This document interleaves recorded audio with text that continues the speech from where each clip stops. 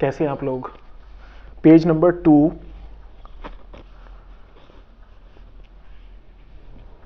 मेरे नोट्स की PDF copy मेरे यूट्यूब चैनल से डाउनलोड कर लें। 11th क्लास के नोट्स की पीडीएफ वहाँ पे गिवन है, 12th क्लास के नोट्स की पीडीएफ भी वहाँ पे गिवन है। पेज वाइज मैं वीडियो बना रहा हूँ। पेज नंबर 1 का वीडियो अपलोड कर दिया है, पेज नंबर 2 का वीडियो अभी बना रहा हूँ। नोट्स की पीडीएफ कॉपी का प्रिंट आउट लेके अपने हाथ में बैठें, वीडियोस को अच्छे तरीके से समझने के लिए और एंजॉय करने के लिए। पेज नंबर 2, इसमें 2 एक टॉपिक्स दिए हैं, ये 2 एक टॉपिक्स को हम डिस्कस करेंगे। कुछ एक क्वेश्चंस भी दिए हैं, इन क्वेश्चंस को आप प्रैक्टिस कर लेंगे। अभी के वीडियोस में मैं सीज़न 1 के वीडियोस में मैं क्वेश्चंस डिस्कस नहीं करूँगा, या करूँगा तो अलग से कर लूँगा, टॉपिक्स के साथ साथ में डिस्कस नहीं करूँगा। तो अभी केवल एक क्रिस्प वीडियोस बना रहे हैं, टॉपिक्स डिस्कस करेंगे। तो पेज नंबर 2, इसमें सबसे पहला टॉपिक है डायमेंशंस ऑफ फिजिकल क्वांटिटीज़। एक टॉपिक तो ये है डायमेंशंस ऑफ फिजिकल क्वांटिटीज़, और एक और टॉपिक है डायमेंशनल एनालिसिस रिलेटेड फॉर्मूलाज। तो basically few formulas are given which are related to dimensional analysis. Dimensional analysis से रिलेटेड इसलिए क्योंकि these formulas help you to solve many questions related to dimensional analysis. There are 3 applications of dimensional analysis. तो वो dimensional analysis की तीनों applications को करने के लिए, उससे related questions को करने के लिए आपको कुछ एक basic formulas की ज़रूरत होती है। वो formulas अगर आपको याद हों तो आप उन questions को आसानी से handle कर पाते हैं। तो वहाँ एक मैंने ये एक समरी दे रखी है, एक चार्ट दे रखा है, इसमें कुछ एक बड़ी इंपॉर्टेंट हैं डेफिनेशंस। वो डेफिनेशंस फॉर्मूला की फॉर्म में है, लेकिन उसको फॉर्मूला की तरीके से ना लिया जाए, उसको उन फिजिकल क्वांटिटीज़ की कॉन्सेप्ट और उनकी डेफिनेशन को समझाती हैं, ये जो यहाँ पे मैंने दिया है। तो अभी एक एक करके डिस्कस करेंगे। तो इसमें स्टार्ट करते हैं dimensions of physical quantities. Basically इसमें दोनों तीनों जो टॉपिक इस पेज पे गिवन है, पेज नंबर 2 पे, वो सारे के सारे डायमेंशनल एनालिसिस से रिलेटेड ही हैं। तो सबसे पहले हमें ये समझना पड़ेगा कि डायमेंशन का कॉन्सेप्ट होता क्या है, व्हाट आर डायमेंशंस। इससे पहले वाले पेज में हमने फंडामेंटल फिजिकल क्वांटिटीज से स्टार्ट किया था, और फंडामेंटल फिजिकल क्वांटिटीज 7 होती हैं, ये हमने समझ लिया था। अभी उन फंडामेंटल फिजिकल क्वांटिटीज़ की डायमेंशंस क्या होती हैं, वो डायमेंशंस एक बार मैं आपको बता दूंगा। बस एक बार बताने से समझ में आ जाएंगी व्हाट आर डायमेंशंस, डायमेंशन कहते किसको, ये समझ में आने से फिर फंडामेंटल क्वांटिटीज़ की डायमेंशन की तो हम लिस्टिंग कर लेंगे, और इसके बाद में जो डिराइव्ड फिजिकल क्वांटिटीज़ की डायमेंशंस होती हैं वो हमको लिस्टिंग करने की ज़रूरत नहीं पड़ती है, ना याद करने की ज़रूरत है, और ना उनको याद किया ही जा सकता। उनको इन फंडामेंटल फिजिकल क्वांटिटीज़ की डायमेंशंस के बेसिस पे हम सोल्व करना सीखते हैं। वही तो हमारी एप्लीकेशन पार्ट है। डायमेंशनल एनालिसिस की 3 एप्लीकेशंस में से एक एप्लीकेशंस है कि to calculate dimensions of derived physical quantities with the help of fundamental dimensions of fundamental physical quantities. Okay, तो हम सबसे पहले ये समझते हैं कि डायमेंशंस होती क्या है, डायमेंशंस होती क्या है। फॉर एग्जांपल, जैसे हमने 6-7 फंडामेंटल क्वांटिटी समझी थी, तो सबसे पहले की फंडामेंटल क्वांटिटी थी लेंथ। तो लेंथ को हम एक डायमेंशनली भी डिनोट करते हैं, और इसको डिनोट करने का तरीका है कैपिटल एल, उसको कैपिटल ब्रैकेट में लिखते हैं। तो capital L stands for length. तो लेंथ की डायमेंशन को कैपिटल एल ब्रैकेट में, कैपिटल ब्रैकेट में कैपिटल एल ऐसे करके लिखा जाता है। तो ये डायमेंशन हो गई। तो डायमेंशन हो गई से क्या मतलब है, डायमेंशन से हमको क्या समझ में आता है, हम बेसिकली ये जानते हैं कि 2 डायमेंशंस होती हैं, 3 डायमेंशंस होती हैं, और एक और चौथी डायमेंशन आजकल माना जाता है, जिसको यानी कि स्पेस टाइम। इसमें 4 डायमेंशन हैं, स्पेस की 3 डायमेंशन और चौथी डायमेंशन टाइम की डायमेंशन है। तो हमें ये इस तरीके से समझ में आती है बात कि 3 डायमेंशंस होती हैं, एक एक्स एक्सिस के लॉन्ग, एक वाई एक्सिस के लॉन्ग, जेड एक्सिस के long. To specify position of a certain object we specify its 3 coordinates, value of X coordinate, value of Y coordinate, value of Z coordinate. तो these are 3 dimensions actually along 3 axis, X axis के long, Y axis के long, Z axis के long. तो ये तीनों dimensions हम बता देते हैं, और चौथी डायमेंशन अगर बतानी हो कि किस टाइम पे वो था, तो चौथी डायमेंशन। इसी तरीके से कई तरह के सिस्टम होते हैं, थर्मोडायनेमिक सिस्टम होता है, वहाँ पे डायमेंशंस कुछ और ली जाती हैं, पीवीटी एटसेट्रा डायमेंशन ली जाती हैं। तो लेकिन स्पेस टाइम में 3 डायमेंशन तो स्पेस के लिए और ये एक चौथी डायमेंशन टाइम के लिए। तो डायमेंशन का मतलब ये है कि उसकी इंफॉर्मेशन प्रोवाइड करने वाला एक इनपुट। तो अगर वहां पे 3 डायमेंशन इन्वॉल्व हैं तो इसका मतलब एक्स कोऑर्डिनेट, वाई कोऑर्डिनेट और जेड कोऑर्डिनेट, ये तीन वैल्यू, इनकी पोजीशंस, इन 3 वैल्यू की वैल्यूज, इन 3 कोऑर्डिनेट्स की वैल्यूज आप प्रोवाइड करते हो so that to specify position of that object. इसी तरीके से यानी कि 3 वहां पे वैल्यूज इन्वॉल्व हैं। तो जहां जिस भी किसी फिजिकल क्वांटिटी में जितनी भी डायमेंशंस होंगी, इसका मतलब वो पर्टिकुलर फिजिकल क्वांटिटी उसमें इन्वॉल्व है किसी ना किसी सेंस में। वो पर्टिकुलर फिजिकल क्वांटिटी उस फिजिकल क्वांटिटी में इन्वॉल्व है जिसकी डायमेंशन इसमें आती है। फॉर एग्जांपल ये कैपिटल एल अगर किसी में आ रहा, किसी फिजिकल क्वांटिटी में आ रहा है, तो इसका मतलब किसी न किसी तरीके से इस फिजिकल क्वांटिटी में लेंथ इन्वॉल्व है और इसको हम एक डायमेंशन बोलेंगे। जैसे फॉर एग्जांपल हम मूवीज की बात करते हैं, कोई मूवीज किसी जोनर की होती है पर्टिकुलर, तो कोई जैसे कॉमेडी जोनर है, कोई थ्रिलर है, कोई सस्पेंस है। तो इसमें थ्रिलर मूवी में क्या केवल एक ही डायमेंशन है थ्रिल? नहीं, इसमें और डायमेंशन होती तो हैं, लेकिन वो उतना स्ट्रॉन्ग नहीं होती, वो कम होती हैं। स्ट्रॉन्गनेस सबसे ज़्यादा डोमिनेटिंग जो इसका फीचर है वो थ्रिलर है, इसलिए उसको थ्रिलर जोनर की कैटेगरी में डाल दिया है। तो इसकी जो लीडिंग डायमेंशन हो गई वो तो थ्रिल हो गई, लेकिन और भी डायमेंशन इसमें कहीं ना कहीं थोड़ी बहुत कॉमेडी भी आई है, कहीं ना कहीं इसमें सस्पेंस भी आया है, कहीं ना कहीं इसमें एक्शन भी आया है, कहीं ना कहीं इसमें ड्रामेटिक सिचुएशन भी बनी है। तो ये सारे एलिमेंट्स इसमें इन्वॉल्व हैं। तो सारे के सारे एलिमेंट्स इन्वॉल्व हैं। इन डिफरेंट एलिमेंट्स को डिफरेंट डायमेंशन के तरीके से माना जाए तो जितनी डायमेंशन मेरी लाइफ में क्या क्या डायमेंशंस इन्वॉल्व हैं मेरी लाइफ में, मेरे यानी सबसे पहला मेरी फैमिली मेंबर्स, फिर मेरे बच्चे, उसके बाद में सब्जेक्ट फिजिक्स में पढ़ता हूँ, पढ़ाता ही हूँ और पढ़ता ज़्यादा हूँ, तो ये इन्वॉल्व हैं। तो ये सारी डिफरेंट डायमेंशंस हैं जो मेरी लाइफ में इन्वॉल्व हैं।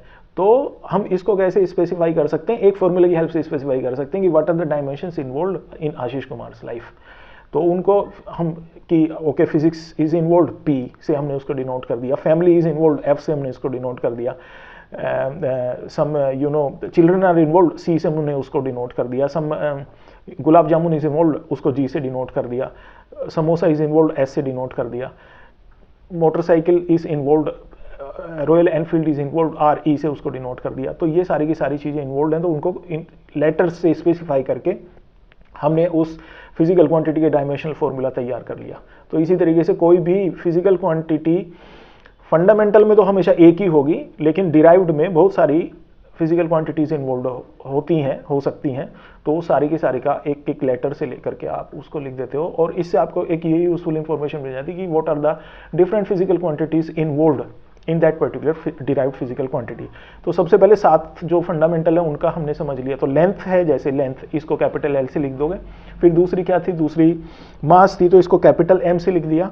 टाइम थी, इसको कैपिटल टी से लिख दिया। देन नेक्स्ट इलेक्ट्रिक करंट थी, इलेक्ट्रिक करंट को कैपिटल ए से लिख दिया।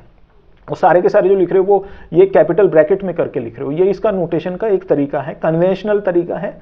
इसमें कोई छेड़छाड़ करने की जरूरत नहीं है, ना इस पर कोई क्वेश्चन लगाने की जरूरत है कि ऐसा ही क्यों, छोटे ब्रैकेट क्यों नहीं, बड़ा ब्रैकेट क्यों नहीं। वो जैसे कन्वेंशनल चले आ रहा है बस वैसे चलते रहने दें। वो छोटा ब्रैकेट यूज कर लेंगे तो कोई परेशानी की बात नहीं है, लेकिन वो समझने वाले को दिक्कत आएगी कि ये छोटे ब्रैकेट में अचानक से क्या लिख दिया, क्योंकि हमेशा जैसे चलता आ रहा था वो भी ठीक है। उस पर नया तरीका लाने की जरूरत तब होती है जब पुराने वाले तरीके में कोई फ्लो या कोई कमी हमें दिखने लगे, उसको ओवरकम करने के लिए नए तरीके की जरूरत होती है। तो यहाँ पे अननेसेसरीली एक नई चीज को लेके आने की जरूरत नहीं है, वो पुरानी चीज बढ़िया काम कर रही है, तो दैट्स ओके। तो लेंथ का पता चल गया, मास का पता चल गया, टाइम का पता चल गया, इलेक्ट्रिक करंट का, थर्मोडायनेमिक टेम्परेचर, इसको कैपिटल के, थीटा से भी कई बार लिखते हैं, कई बार इसको थीटा से भी लिखते हैं, कई बार कैपिटल के से लिखते हैं। देन अमाउंट ऑफ सब्सटेंस, इसको मोल से लिखते हैं, MOL ब्रैकेट में, कैपिटल ब्रैकेट में। ल्यूमिनस इंटेंसिटी CD से लिखते हैं। तो दीज आर डायमेंशंस। तो ये फंडामेंटल क्वांटिटीज की डायमेंशन हो गई है। और एंगल हैं इसके अलावा supplementary quantities, but angle are dimensionless quantities. Okay, तो उनकी कोई डायमेंशंस नहीं होती हैं। ये डायमेंशन मैंने इनकी बता दी। तो ये तो एक आसान सा नोटेशन है, बस जो भी है, लेंथ है तो उसका कैपिटल L ले लिया पहला लेटर, मास है तो कैपिटल M ले लिया पहला लेटर। इस तरीके से ये सारी की सारी याद हो गई। अब इनका डिफाइन करने का फायदा क्या? तो एक तो सबसे पहली इंफॉर्मेशन ये मिलती है कि डिफरेंट फिजिकल क्वांटिटीज में कौन कौन सी डायमेंशंस इन्वॉल्व हैं। एक तो सबसे बड़ी यूजफुल इंफॉर्मेशन ये मिल गई। फिर दूसरा, इसकी इसकी हेल्प से, डायमेंशन एनालिसिस की हेल्प से हम कई चीज़ें कर सकते हैं। जैसे पहली चीज़ कर सकते हैं कि हम यूनिट्स को कन्वर्जन कर सकते हैं, कन्वर्जन ऑफ यूनिट। दूसरी, to check correctness of a given relation, कोई रिलेशन आपको दे रखा है, kinetic energy is equal to 1/2 mv², whether this formula is correct और not. Potential energy is equal to mgh, whether this formula is correct और not. तो ये चीज़ पता चलाने के लिए कि करेक्ट है कि नहीं है, आप अगर इसमें इन्वॉल्व डिफरेंट फिजिकल क्वांटिटीज़ की डायमेंशंस जानते हैं तो आप इसको डायमेंशनली एनालिसिस, इसको LHS RHS को अलग अलग सोल्व करके देख लें, and if you get LHS is equal to RHS, it means the formula is valid because it is dimensionally correct. Okay, so ये एक एप्लीकेशन हो गई। Third application, to derive relation between different quantities, कि आपको different quantities कौन कौन सी पे depend करता है। कोई एक particular, for example time period of simple pendulum, it depends upon length, it depends upon gravitational acceleration, और आपको ये बता दिया सिर्फ कि भाई टाइम पीरियड किसी सिंपल पेंडुलम का उसकी सिंपल पेंडुलम की लेंथ पे, उसकी जो स्ट्रिंग है उसकी लेंथ पे डिपेंड करता है, और जहाँ जिस प्लेनेट पे तुम उस सिंपल पेंडुलम के ऑसिलेशंस एग्जीक्यूट करा रहे हो वहाँ पे प्लेनेट पे कितना ग्रेविटेशन एक्सेलरेशन है इस पे डिपेंड करता है। ये दो चीज़ों पे डिपेंड कर रहा है। तो आप सिर्फ इतनी इंफॉर्मेशन से टाइम पीरियड के लिए फॉर्मूला डिराइव कर सकते हो। तो ये कितना है नहीं, मज़ेदार हुआ कि नहीं हुआ, ये बड़ा फंटेस्टिक है।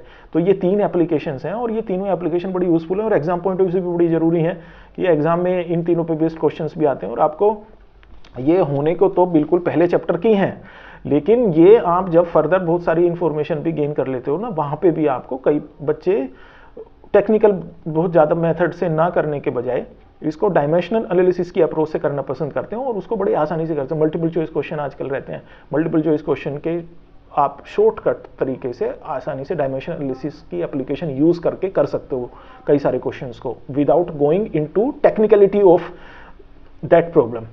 तो ये बहुत सही है। तो तीनों ये एप्लीकेशन आपके तैयार हो जाएंगे। अच्छा, अब वो कुछ एक रिलेटेड जो फॉर्मूलाज हैं वो रिलेटेड फॉर्मूलाज बस मैं बता दूं, है ना। तो जैसे अच्छा, ये जो फॉर्मूलाज मैं बता रहा हूँ इनको सिर्फ फॉर्मूलाज ना माना जाए, इनको याद करने में कोई बुराई नहीं है, याद कर लो। मैंने एक रिमार्क भी लिख रखा है कि डायमेंशनल एनालिसिस रिलेटेड कुछ फॉर्मूलाज जो नीचे लिखे हैं इनको याद करने में बुराई नहीं है, क्योंकि इनको सिर्फ फॉर्मूला ना माना जाए बल्कि कंसर्न फिजिकल क्वांटिटी का कॉन्सेप्ट भी ये फॉर्मूलाज बता रहे हैं। तो इससे आपको वो फिजिकल क्वांटिटीज की एक अंडरस्टैंडिंग पता चलती है। कॉन्सेप्ट बताने का मतलब क्या है कि एक अंडरस्टैंडिंग पता चलती है कि फॉर एग्जांपल प्लैंक्स कांस्टेंट की हम बात करते हैं, प्लैंक्स कांस्टेंट h, तो what is Planck's constant basically is, इससे हमें एक ये आइडिया मिलता है कि ये प्लैंक्स कांस्टेंट है क्या। तो ये समझने में ये जो कुछ एक मैंने एक चार्ट बना रखा है ये बहुत यूजफुल है। तो इसको एक एक करके देख लेते हैं। सबसे पहला लीजिए प्लैंक कांस्टेंट ही है। तो प्लैंक कांस्टेंट के बारे में तो अभी आगे पढ़ेंगे, अभी नहीं, हमने पहली बार ही सुन रहे हैं आज प्लैंक्स कांस्टेंट क्या है। लेकिन केवल पहली बार सुनने से भी हम एक थोड़ा बहुत अंदाजा लगा सकते हैं कि it can be defined as energy upon frequency. Without knowing about it in detail we can understand concept of Planck's constant, its relevance, कि भाई अच्छा ये एनर्जी अपॉन फ्रीक्वेंसी है, ये एनर्जी अपॉन फ्रीक्वेंसी है, तो एनर्जी का भी हमें पता है और फ्रीक्वेंसी का भी हमें पता है, तो हम ये याद रख सकते हैं कि okay it is energy upon frequency Planck's constant. तो इसका जो जहाँ पे ये फॉर्मूला आता है प्लैंक्स कांस्टेंट, जिन फॉर्मूलाज में प्लैंक्स कांस्टेंट इन्वॉल्व रहता है उन फॉर्मूलाज को जाने बिना भी केवल इतना जान लेने से कि it is energy upon frequency, इससे रिलेटेड कोई भी क्वेश्चन को हम सोल्व कर पाएंगे। तो this information is quite useful and quite sufficient also. इतना होने से प्लैंक्स कांस्टेंट के बारे में बहुत ज़्यादा नहीं भी जानते होंगे तो भी इसके क्वेश्चन सोल्व कर पाएंगे। तो it is energy upon frequency. Next is velocity gradient. तो ये दो हैं, देखिए वेलोसिटी ग्रेडियंट है और प्रेशर ग्रेडियंट है। तो ग्रेडियंट जब भी कभी आए तो इसका मतलब पर यूनिट डिस्टेंस है। तो ये केवल एक ग्रेडियंट वर्ड का मतलब पता होने से कोई भी ग्रेडियंट का डायमेंशन आप आसानी से पता चला सकते हो। तो जब भी कभी वेलोसिटी ग्रेडियंट की बात करें तो इसका मतलब velocity upon length, temperature gradient की बात करें तो मतलब temperature upon length, pressure gradient की बात करें तो प्रेशर अपॉन लेंथ। तो आप देखें velocity gradient is equal to velocity upon distance, pressure gradient is equal to pressure upon distance. Force constant spring के केस में होता है, तो एक फॉर्मूला होता है वहाँ पे F is equal to -kx where k is spring constant. तो हम मान लीजिए नहीं जानते हैं अभी ये फॉर्मूला, तो आएगा बहुत आगे चैप्टर में तो तभी सीखेंगे। लेकिन for now we can we can learn this fact that force constant is equal to force upon displacement, इससे याद रख सकते हैं। Then latent heat heat upon mass. Latent heat का कॉन्सेप्ट हालांकि हम जानते हैं, latent heat is the heat necessary to bring change in state without raising its temperature. तो कि एक उसका 1 यूनिट मास का टेम्परेचर स्टेट चेंज करने में जितना भी हीट एनर्जी रिक्वायर्ड होती है वो लेटेंट हीट है। तो it is actually heat upon mass. Heat upon मास का मतलब heat energy upon mass. 1 unit मास का स्टेट चेंज करने में जितना हीट एनर्जी प्रोवाइड करनी पड़ी वो लेटेंट हीट है। तो by knowing this definition we can handle questions related to latent heat. तो लेटेंट हीट के लिए याद रख लेंगे heat upon mass. Then entropy एक चीज होती है, एंट्रोपी के लिए याद रख लेंगे it is heat upon temperature. Boltzmann constant होता है, बोल्ट्जमैन कांस्टेंट, ये कई सारे कांस्टेंट होते हैं। Constants are not always dimensionless. Constants की डायमेंशन होती हैं, तो इवन होती हैं, हमेशा ही होती हैं, हमेशा ही होती हैं। Constant are not dimensionless things.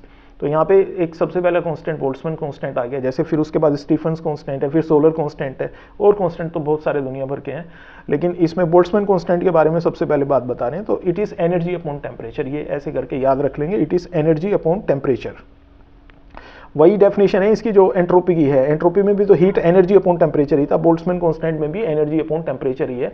तो आप इस तरीके से भी याद रख सकते हो कि ओके बोल्ट्जमैन कांस्टेंट की डायमेंशन वही है जो कि एंट्रोपी की है, दोनों का सेम ही है। उसमें भी एनर्जी अपॉन टेम्परेचर है और उसमें भी एनर्जी अपॉन टेम्परेचर है। और बोल्ट्जमैन कांस्टेंट के बारे में एक बात याद रखेंगे आप हमेशा, Boltzmann constant is a very small number and you know it this is reciprocal of Avogadro's number. Avogadro number के बारे में आपने बहुत बार सुन रखा है। एवोगैड्रो नंबर 10⁻23 ऑर्डर का एक बड़ा ह्यूज नंबर होता है। एक मोल में कितने मॉलिक्यूल्स का कितना काउंट होता है, how many molecules are there in 1 mole is Avogadro number. तो Boltzmann constant is reciprocal of Avogadro number actually. तो 10⁻23 का इनवर्स यानी कि 10⁻⁻23 इसका ऑर्डर है। इस स्मॉल के से इसको डिनोट करते हो और इसकी value numerically it is 10⁻⁻23 of the order of 10⁻⁻23। Mathematically k is equal to r upon n, where r is gas constant and n is Avogadro number. K is Boltzmann constant. K is Boltzmann constant is equal to r upon n. R is gas constant, n is Avogadro number. तो यहाँ से आप याद रख सकते हो। इसमें r आया है, r यानी कि गैस कांस्टेंट। तो गैस कांस्टेंट की ऐसा यूनिट भी और डायमेंशन भी हमें पता होती हैं, तो ये भी याद रख सकते हो। और नहीं पता है अगर आर की मान लो डायमेंशन आपको नहीं पता है तो एक कई इस तरीके से याद रख सकते हो उसको, या तो गैस इक्वेशन से, आइडियल गैस इक्वेशन से PV = nRT, इससे कैलकुलेट कर सकते हो आर की डायमेंशन। नहीं तो एक मेयर्स रिलेशन होता है CP - CV = R। तो ये रिलेशन आपको बताता है कि जो CP की डायमेंशन है, जो CV की डायमेंशन है वही R की डायमेंशन है, जो CP की डायमेंशन है, जो CV की डायमेंशन है वही R की डायमेंशन है। अब CP और CV का नहीं पता बाई चांस, अदरवाइज ये बड़ा आसान हो जाता। एक रूल होता है homogeneity of addition of dimensions. इसका मतलब ये है कि like dimensions can be added, like dimensions can be subtracted. आप ऐसे नहीं कर सकते, आप मास की डायमेंशन में लेंथ की डायमेंशन ऐड नहीं कर सकते, आप मास की डायमेंशन में कोई प्रेशर की डायमेंशन ऐड नहीं कर सकते, because like dimensions can be added only. तो आप मास की डायमेंशन में मास की डायमेंशन ही ऐड कर सकते हो, लेंथ की डायमेंशन में लेंथ की डायमेंशन ही ऐड कर सकते हो। इसीलिए CP - CV = R में CP में से CV माइनस किया है, तो इसका मतलब CP और CV की डायमेंशंस भी सेम है और इससे जो रिजल्ट मिल रहा है R, वो R की डायमेंशन भी वही सेम ही है जो कि CP और CV की है। बाय द वे CP और CV क्या है? CPV is specific heat constant pressure, CV is specific heat constant volume.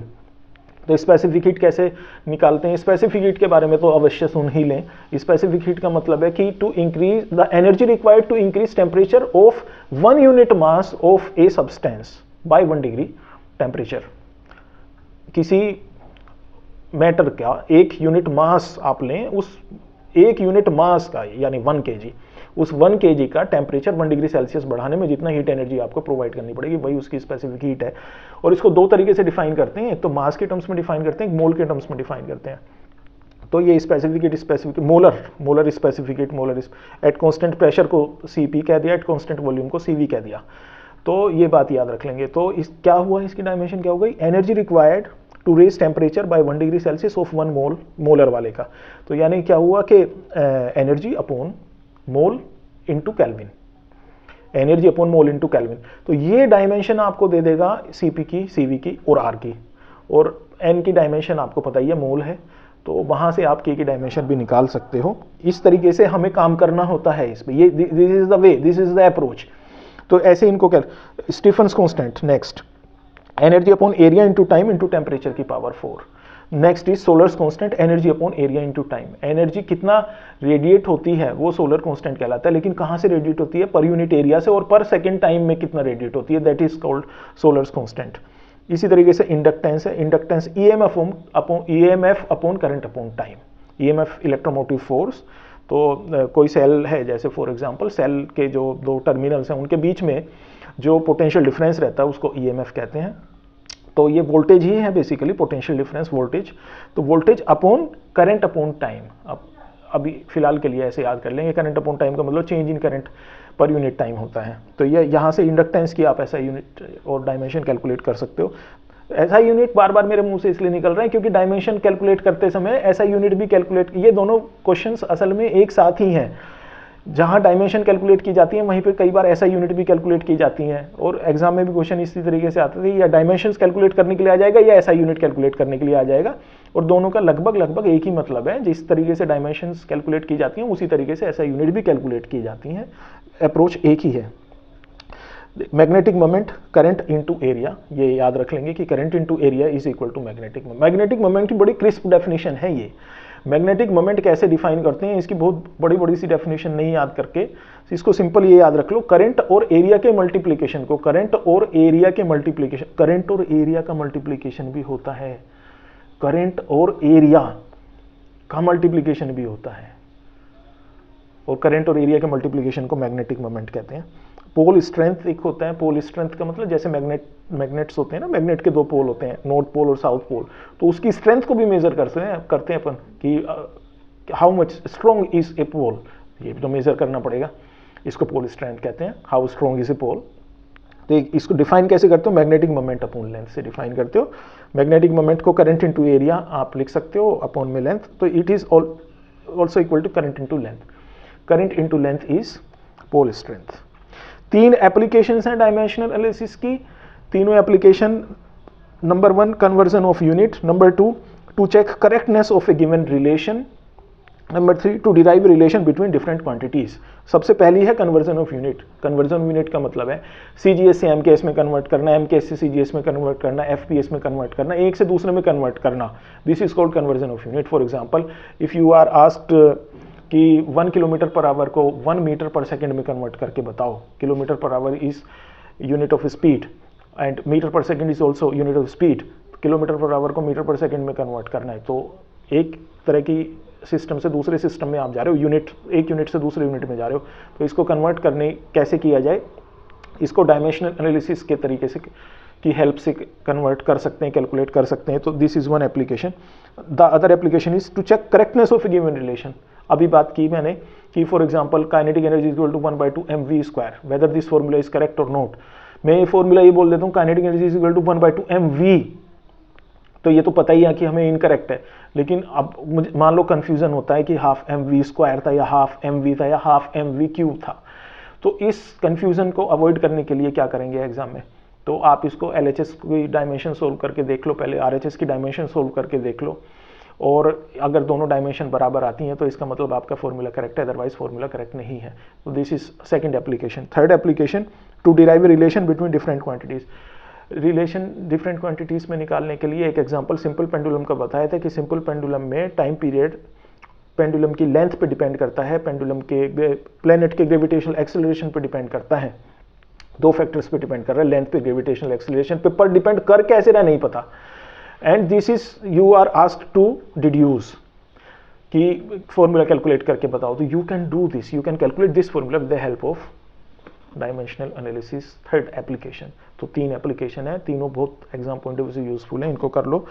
और कन्वर्जन ऑफ यूनिट कैलकुलेट करने के लिए जो फॉर्मूला आप यूज करते हो n1u1 is equal to n2u2 use करते हो, where n1 and n2 are numerical values in one system and other system. n1 is numerical value of that physical quantity in one system, n2 is numerical value of that physical quantity in other system, u1 is its dimensional formula. U2 is its dimensional formula. U1 and U2 are same because dimensional formula does not depend upon system which you are using, you are talking about. किसी भी system में dimension formula हमेशा same ही रहता है, वो system dependent नहीं है, तो डायमेंशन फॉर्मूला तो सेम ही रहेगा, U1 और U2 तो सेम ही रहेंगे, लेकिन N1 और N2 की वैल्यूज तो डिफरेंट हो ही जाएंगी. ऑफ कोर्स एक जगह पे 1 किलोमीटर पर आवर था तो दूसरी जगह पे that will not be equal to 1 metre per second, तो वो कुछ न्यूमेरिकल वैल्यू अलग मिलेगी, तो N2 की वैल्यू अलग मिल जाएगी, तो वो N2 की वैल्यू ही हमें कैलकुलेट करनी होती है. तो that you use formula N1 U1 equal to N2 U2. So it's a basic formula and you have to remember this formula N1 U1 equal to N2 U2, N1 U1 equal to N2 U2.